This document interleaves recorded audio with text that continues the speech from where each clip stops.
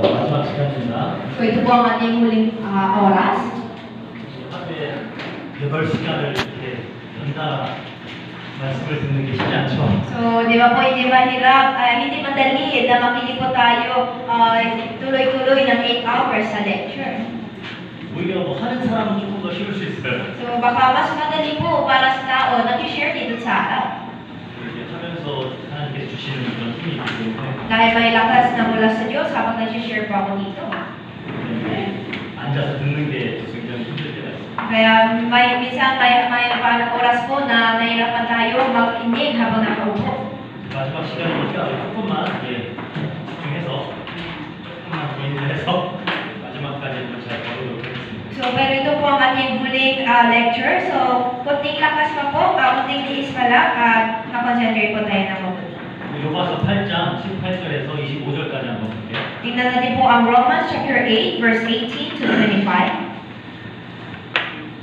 읽어주세요. 로마서 8장 18절에서 25절입니다. Basahin ko po, ang mga pagtitiis natin sa kasalukuyan ay hindi maihahambing sa kaluwalhatiang ipapahayag sa ating balang araw, sapagkat nananabik ang sanglilikha ng ihayag ng Diyos ang kanyang mga anak.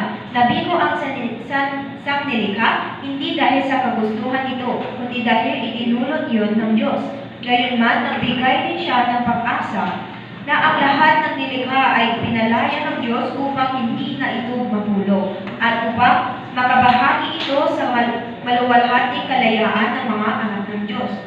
Alam natin hanggang ngayon, dumaraing ang sanglilikha dahil sa matinding hirap na tulad ng isang nanganganak. At hindi lamang ang sanglilikha, kundi tayo makatumanggap na ng Espiritu bilang unang kaloob mula sa Diyos ay dumaraing din habang hinihintay natin ang kapapahayag ng ating pagiging mga anak ng Diyos at ang papapalaya sa ating mga katawan. Naligtas tayo dahil sa pag-asa ito, ngunit hindi iyon matatawag na pag-asa kung nakikita na natin ang ating inaasahan, sapagkat sinong tao ang aasa pa kung ito'y nakikita na niya. Ngunit kung umaasa tayo sa hindi natin nakikita, hinihintay natin yon ng buong tiyaga. 우리의 구원의 여정의 가장 마지막 단계 영화를 이제 공부할 시간입니다. So mula po sa lakbay ng ating kalikasan, ito po ang huling order po, ang glorification. 우리가 서론에 다뤘던 내용들 기억을 하시나요? So tandaan niyo po ba yung mga konsepto na share po natin sa introduction?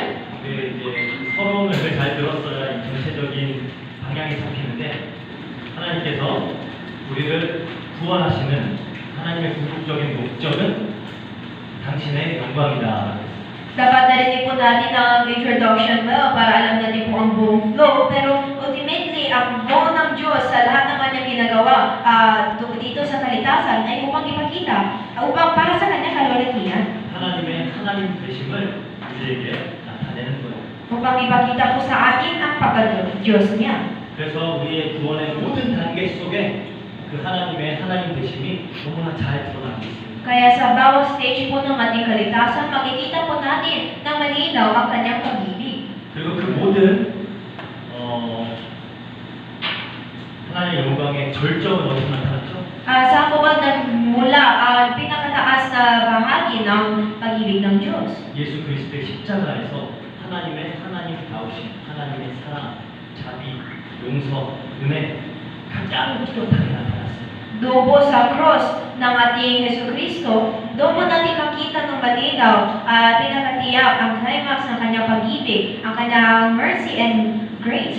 그렇게 온전히 하나님의 영광을 발산해내고 있는 그 예수 그리스도에 우리를 연합시켜서 우리 또한 그런 존재로 만들어내시겠다는 거예요. Kay Kristo na kompleto po ang ginawa niya, pinakaisa niya tayo sa kanya para tayo din ay magkaroon ng parehas na katangian katulad ni Jesus. 아까 이야기했죠. 해는 빛을 바랍니다. So kanina, sinabi ko po na ang araw, siya po yung nagliliwanag sa kanyang sarili. 달은 자체적으로 빛을 발하지 않아요. Pero ang isang buwan, hindi po siya magliwanag sa kanyang sarili. 하지만 그 해를 받아서 빛을 받아서 반사해야죠. Pero ang kaya niya pong gawin ay i-observe niya po ang ilaw mula sa araw at i-reflect niya din. 우리를 그런 존재로 만들어내겠다라는 거예요. So yan daw po, ganong klaseng nilalang daw ang gusto niya makita mula sa akin. 우리 안에 온전히 하나님 되심이 드러나고 나타나요. Para makita po, ipakita natin ang pagka-Diyos ng ating Panginoon sa magitan ng ating buhay. 영광에 다다르지 못한 우리를 온전히 하나님의 영광을 발산해내는 존재로 만들어내니까 얼마나 감사해요. So, dati tayo po ang mga tao na hindi makaabot sa kaluwalhatian ng Diyos. Pero salamat po tayo sa Diyos dahil binago niya tayo bilang isang nilalang na ipaliwanag ang kaluwalhatian ng Diyos. 그래서 우리가 거기에다가 효과적으로 반응을 해서 아까도 말했죠. 효과적인 영광, 우리가 하나님께 찬양하고 영광 돌리고 경배드리고 예배드리고 하는 겁니다. Kaya katulad na sinabi ko po kanina, ang effective glory po natin na magbibigay po tayo ng papuri, awit, at lahat ng mga samba sa Kanya. 즉 하나님의 구원의 계획이 예정으로부터 해서 소명, 중생, 회개, 믿음, 칭의, 양자됨, 성화해서 이제 완성되는 지점, 그게 영화예요. Kaya ito po ay simula po sa ating predestination, ang election ng Diyos, ang kanyang calling, regeneration, justification, sanctification, at tayo ay nandito sa huling glorification. 로마서 8장 30절 한번 볼게요. Tingnan natin po ang Romans chapter 8 verse 30. 제가 계속 보는 구절이죠. So same verse po ito. 또 미리 정하신 그들을 또한 부르시고 부르신 그들을 또한 의롭다 하시고 의롭다 하신 그들을 또한 영화롭게 하셨느니라. And those whom He predestined, He also called. And those whom He called, He also justified. And those whom He justified, He also glorified. 근데 영화롭게 하셨느니라가 문법적으로 보면 과거 완료형이에요. Pero kung tingnan natin po that He also glorified, ito po ay nakasulat sa past perfect tense. 이게 이제 헬라어의 어떤 특징 중에 하나인데 아직 이루어지지 않았지만 반드시 이루어질 일들은 과거형으로 해버립니다. So ito po ang characteristic na meron po sa ating Greek language dahil kahit hindi pa ito nangyari, sinulat nila ito sa past tense dahil alam nila, sigurado sila na ito ay matutupad at mangyari. 하나님께서 작정하신 것은 반드시 이루어지기 때문에 영화롭게 하셨느니라. Kaya kahit kung ano man yung plano ng Diyos, yan ay tunay, tiyak na mangyayari at matutupad, kaya nakasulat din po sa past tense, it will as also glorified. 영화가 뭔지 이제 조금 정의를 내려볼게요. So ngayon, tingnan natin po ang kahulugan ng glorification. 우리 구원의 서정의 가장 최종 마지막 단계입니다. Ito po yung huling stage po ng ating order of salvation. 근데 그냥 끝났다라는 개념보다는 하나님께서 창세 전에 작정하신 그 절대적인 목표가 완성되어지는 순간이고 사건이에요. Pero sa halip na isipin natin po na lahat ito ang huli at natapos na, kundi isipin po natin na lahat ng mga plano ng Diyos kanyang inisip sa habang buhay nito ay naganap na. 하나님께서 창세 전에 구원하신 자들을 예정하셨고 어떻게 구원하실지를 예수 그리스도의 십자가를 통하신 것까지 다 정해놓으셨죠. Dahil bago pa nalikha po ang sanlibutan na ito, pinili niya na kung sino ang ililigtas niya at di ba po pinili niya din kung paano ipapakita niya ang kanyang pag-ibig at sino yung pinili niya sa kanila ng krus ni Jesus. 그걸 통해서 에덴 동산 아담과 하와 죄를 안 지을 수도 있고 지을 수도 있는 그 상태에서 이제는 자유의지를 가지고 절대로 하나님께 죄를 짓지 않는 새 하늘과 새 땅으로 만들어내시기 위한 커다란 계획을 가지고 구원의 역사를 시작하셨는데 그게 완성되는 시절입니다. Kaya simula po sa Garden of Eden na kalagayan po ni Adan at Eva na maaari din po sila magkasala or hindi. Pero hindi na tayo nandoon, kundi tayo po ay nasa kalagayan na hindi na tayo makasala, kundi mabuhay lang tayo para lang sa ating Diyos lamang. Tapos binigyan niya po ang bagong langit at bagong lupa at yan ka po ang ganap na katapusan ng ating glorification. 단순히 에덴으로 돌아가자는 게 아니에요.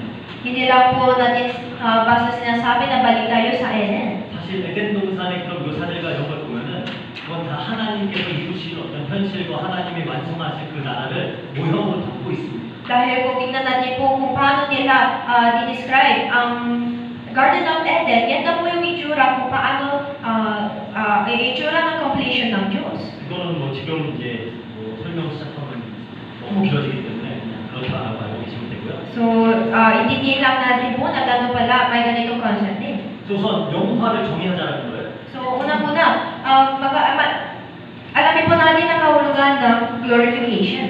여기 써 있죠.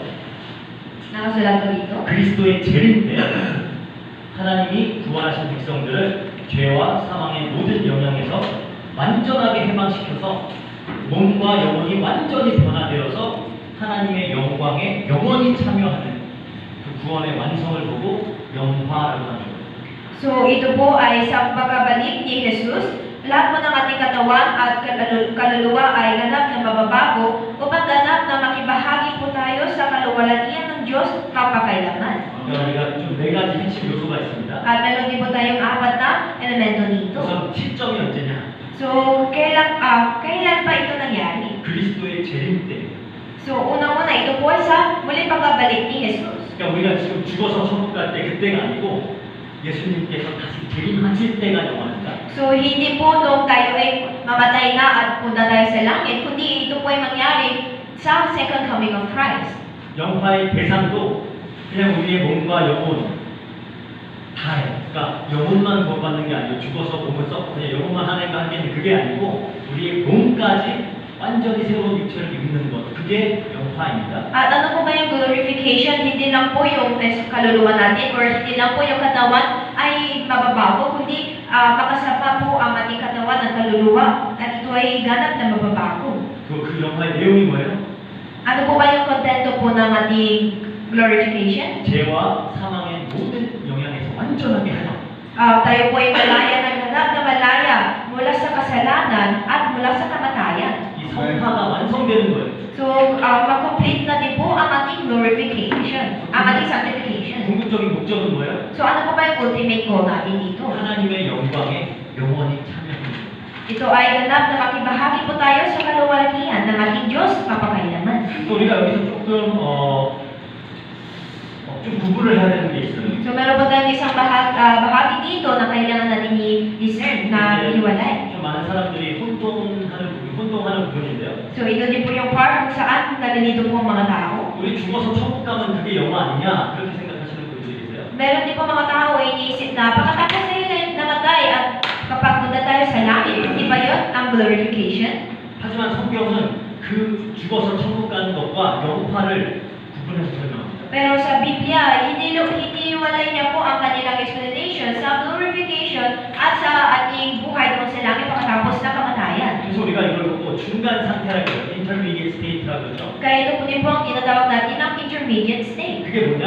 Ano po ba ito? 우리 육신이 죽은 이후에 Pagkatapos namatay po ang ating katawan, 예수 그리스도의 재림 그때까지의 기간. ito po ang panahon na pagkatapos namatay ang ating katawan at hanggang sa muling balik ni Jesus. 우리의 영혼은 하나님 앞에 함께 있지만 아직 몸은 부활하지 않은 상태. Ang ating kaluluwa po ay ang ating espiritu ay kasama ng Diyos doon sa bahagi ng Diyos, pero ang ating kaluluwa ay hindi pa muling nabuhay. 근데 영화는 뭐냐? Pero ano po ba yung glorification? 예수님께서 재림하실 때 죽은 자들이 부활하고 살아있는 자들, 그때 살아있는 자들은 변화되어서 몸과 영혼이 완전히 영광스러운 상태가 되는 거예요. Ang glorification sa muling balik po ni Kristo, ang mga patay, sila ay muling mabuhay at para po sa mga nabubuhay, sila ay mababago sa katawan at sa kaluluwa at sila ay kasama ng Diyos na walang hanggan. 대부분의 믿음의 성도들과 지금까지 모든 성도들은 대부분 죽어서 영원히 하나님과 함께 있다가 이제 예수님이 다시 오실 때 새로운 육체를 입게 되겠죠. Ating mga nauna po na mga seniors po natin sa Espiritu na namatay, hanggang ngayon kasama nila po ang Diyos at sa second coming of Christ, sila ay ma-resurrected tapos kasama tayo 근데 lahat. 예수님 재림하실 때 살아있는 사람들은 어떻게 돼요? Pero paano po yung mga tao buhay nung sa pagbalik ni Jesus? 그때 확 변화되는 거예요. That time, makikita po natin ang pagbabago. 잘하면은 아마 우리는 그걸 경험할 수 있지 않을까라는 생각이. Kaya minsan inisip ko po na kapag maganda, mahusay po ang gagawin natin, maaabot din po tayo hanggang sa panahon na yun. 소망하는 바입니다. So yan po ang inaasahan ko. 이제 저는 지금 이제 저도 선교사 자녀 학교를 나와서 저희 자녀들도 선교사 학교에 다니고 있고 제가 진짜 선교사들 커뮤니티 안에서 살고 있어요. So ako din po ay nag-graduate mula sa school ng mga missionary kids at ang mga anak ko din po nag-aaral din sila sa parehas na school at kasama ko po palagi sa missionaries community. 여러 선교 단체들이 있죠. Di ba meron po tayong iba't ibang organization ng mission? 그런 선교 단체들이 지금 요즘 이제 하나같이 하는 얘기가 뭔지 알아요? Alam niyo po ba kung ano yung isang bagay na sinasabi na lahat ng mga organization ng mission?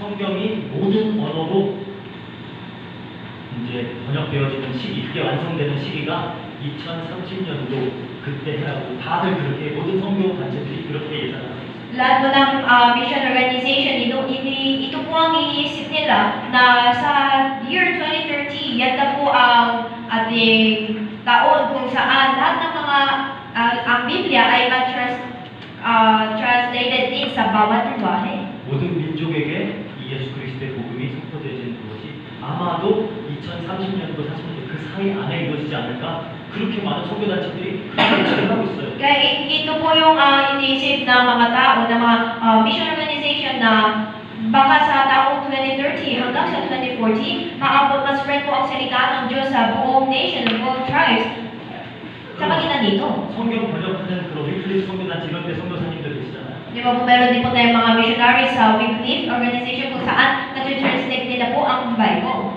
되게 기분 나쁘지만 인정할 수밖에 없어요.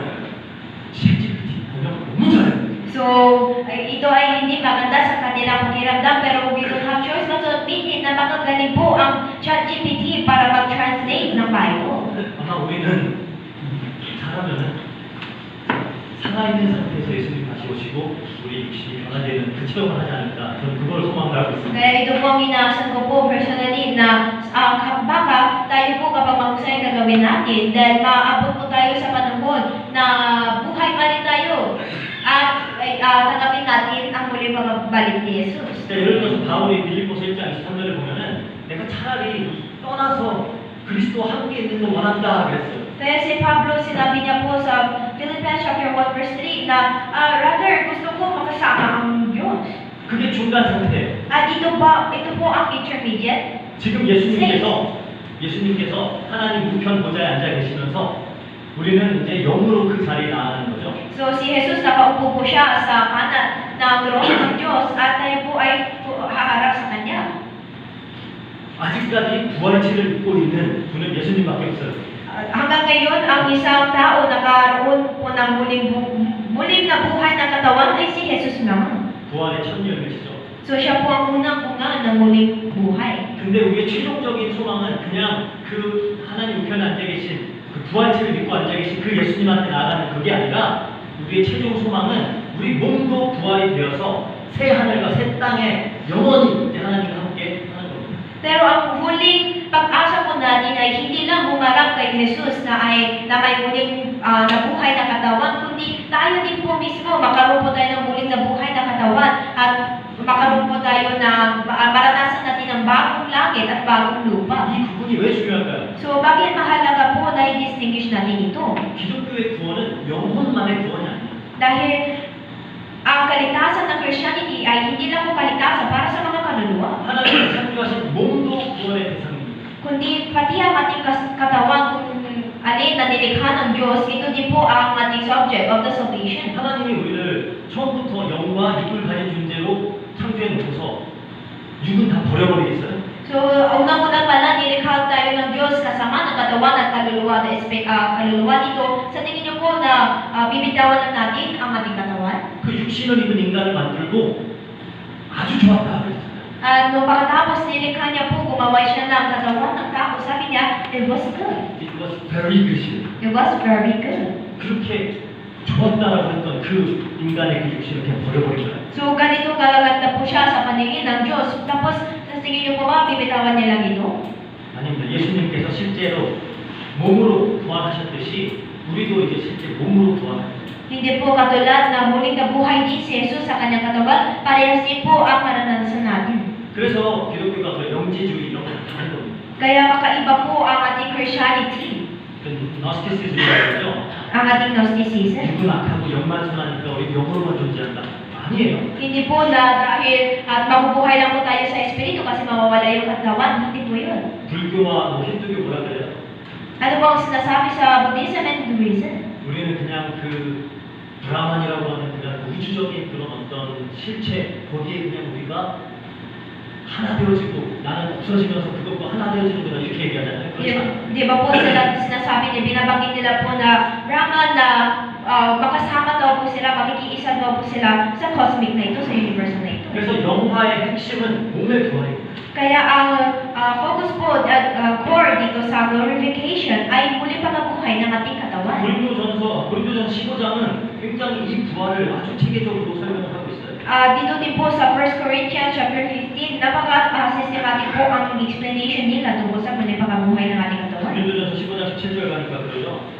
그리스도께서 만일 다시 살아나지 못하셨으면 너희 믿음도 헛되고 너희가 여전히 죄 가운데 있는 것이다. Kaya na sinabi din po sa 1 Corinthians na chapter 15 verse 17 na and if Christ has not been raised, your faith is futile and you are still in your sins. 부활이 없으면 이건 기독교가 아니에요. Kapag wala po tayong muling pagkabuhay, then hindi po yan ang Christianity. 예수 그리스도의 부활이 사실이라면 우리 부활도 확실합니다. Kapag totoo po ang muling pagkabuhay ni Jesus, then totoo din po ang muling pagkabuhay natin. 부활의 첫 열매라는 거죠. Di ba po siya ang unang-una ng muling pagkabuhay? 첫 열매라는 건 따라오는 열매들이 있다는 거예요. Nung sabi natin na siya yung una, meron din po mga bunga na susunod din sa kanya. 이스라엘의 절기도 보면은 초실절 있고 그리고 50일 지나서 추수가 있잖아요. Di ba po kung tingnan natin po sa feast ng ating feast ng mga Jewish people, mauna po ang kanilang feast of first fruits at susunod din ang feast of harvest. 그래서 고린도전서 이제 15장의 그 32절부터 보면은 이 현재의 몸과 부활의 몸을 비교해요. Kaya kung basahin po natin ang 1 Corinthians chapter 15 verse 42 and onwards, compare nila po ang kanilang katawan ngayon sa katawan pagkatapos ng muling pagkabuhay. 썩을 것에서 썩지 않은 것으로 간다. Sabi niya mula sa mabubulok, ngunit hindi mabubulok.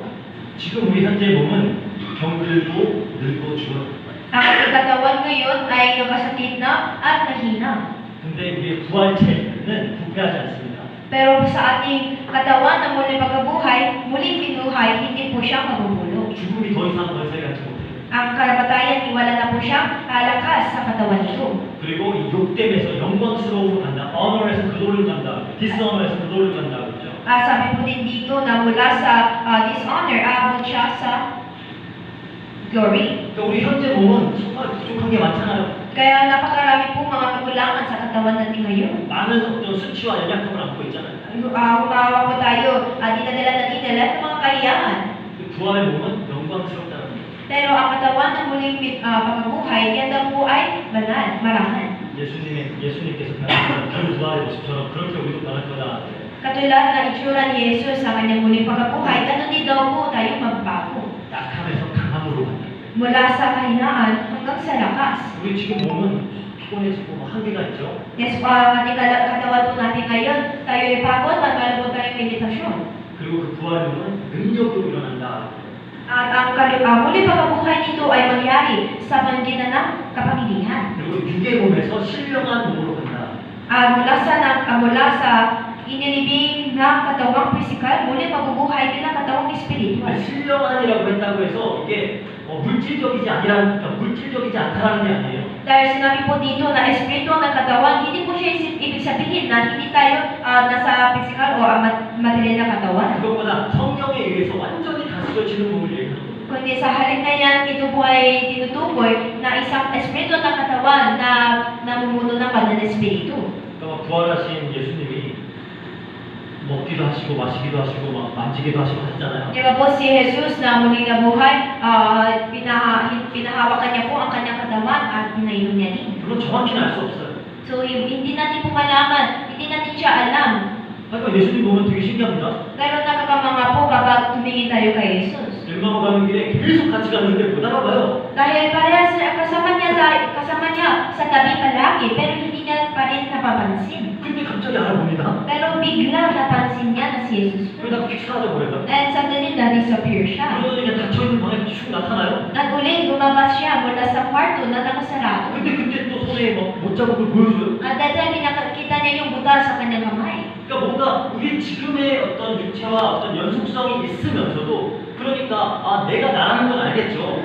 그러니까 구원받았는데 내가 아니면 아무 의미가 없잖아요. So parang makikita natin ang connection ng kanyang katawan simula noon hanggang ngayon. At syempre alam po natin na ako yung may-ari nito. Kaya syempre meron din tinanggap din natin na muli pakabuhay ang kalikasan. 그동안은 본질적으로 다른 몸이라는 거예요. Pero compare sa ating katawan dati, essentially makaibang katawan na daw ito. 아니 이 육체로 천국 가면 그게 뭔 천국이겠어요? So kapag punta po tayo sa langit, kasama ng katawan na ito, paano natin sabihin na yan ay langit? 우리는 특히 막 천국을 상상할 때 되게 굉장히 그런 뭐랄까요? 굉장히 어떤 자기중심적으로 해석을 해요. So every time na ini-imagine po natin ang langit, most of the time na self-center po ang ating imagination. 천국 가면 옛날에 내 사랑했던 할머니도 계시고 Baka pag punta ko doon sa langit, check ko sa langit, makikita ko muli ang aking lola na minahal ko dati. 천국 가서 할머니면 거기서도 할머니면 그게 천국이에요. Kapag ang lola mo, dito din lola siya, tapos noon dito sa langit din lola siya. Then, lola lang siya palagi. So yan po ba ang tunay na langit kapag palagi pag masakit ang kanyang katawan? 그러니까 이게 본질적으로 다른 거예요. Kaya essentially, makaiba daw po ito. 고린도전서 15장 49절에 그래요.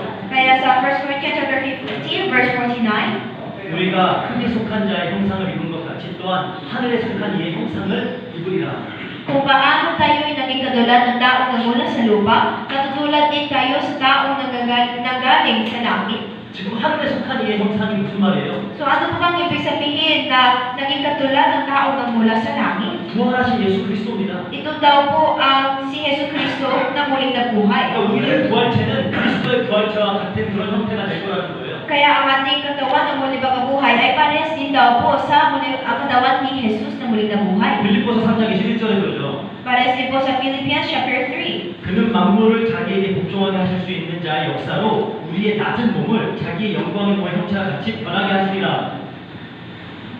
3장 21절. Sa verse 21, that who will transform our lowly body to be like His glorious body by the power that enables Him even to subject all things to Himself.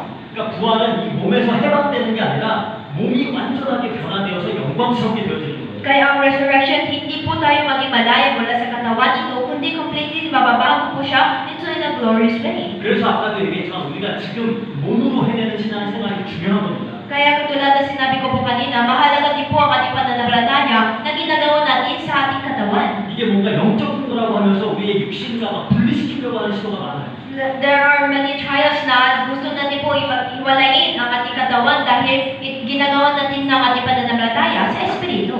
나는 영은 하나님을 바라고 있으니까 내 육신이야 뭐 어디 가서 뭐 그냥 술 먹고 놀고 있고 뭐 이상한 짓 하고 있고 그래도 괜찮아 뭐 이러는 거예요. Minsan sinasabi nila dahil ang Espiritu ko ay palagi patungo sa Diyos, kaya ang aking katawan okay lang kahit mag-iinom ako ng